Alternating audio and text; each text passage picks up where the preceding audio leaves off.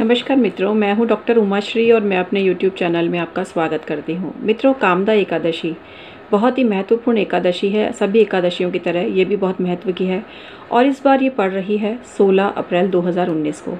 कामदा एकादशी बहुत ही महत्वपूर्ण तिथि है, जैसा कि आपको पता ही है। और इस दिन एक बहुत ही महत्वपूर्ण जो कहानी है वो मैं आपको बताती हूँ कि प्राचीन काल में नागलोक में राजा पुंडरीक राज्य करते थे और उस राजा के दरबार में अप्सराएं, किन्नर, गंधर्व नृत्य इत्यादि किया करते थे।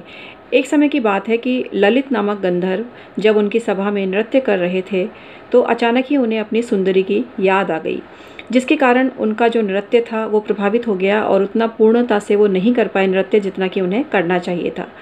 इसकी वजह से कर्कट नामक जो नाग था वहाँ पर, वो ये चीज़ जान गए और उन्होंने ये बात राजा को बताई।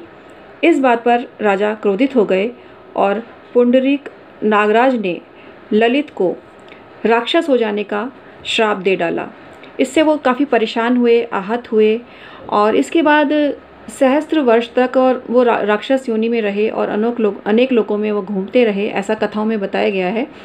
उनके साथ उनकी जो सहधर्मिणी थी ललिता, वो भी थी साथ में।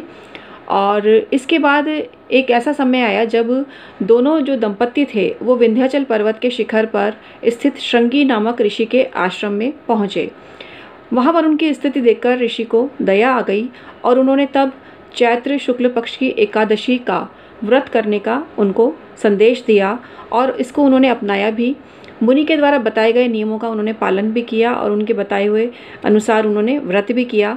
इसके बाद उस कामदा एकादशी के प्रभाव से उनका जो राक्षस वाला स्वरूप था वो मिट गया, उनका श्राप मिट गया और उसके बाद उनके शरीर को एक ऐसी दिव्यता प्राप्त हुई और स्वर्ग लोक में उनको स्थान प्राप्त हुआ। तो ये कथा है कामदा एकादशी की और इसका बहुत महत्व है जो कि अब आने वाली है। मित्रों, आज का वीडियो समाप्त करती हूँ। मित्रों, बहुत बहुत धन्यवाद।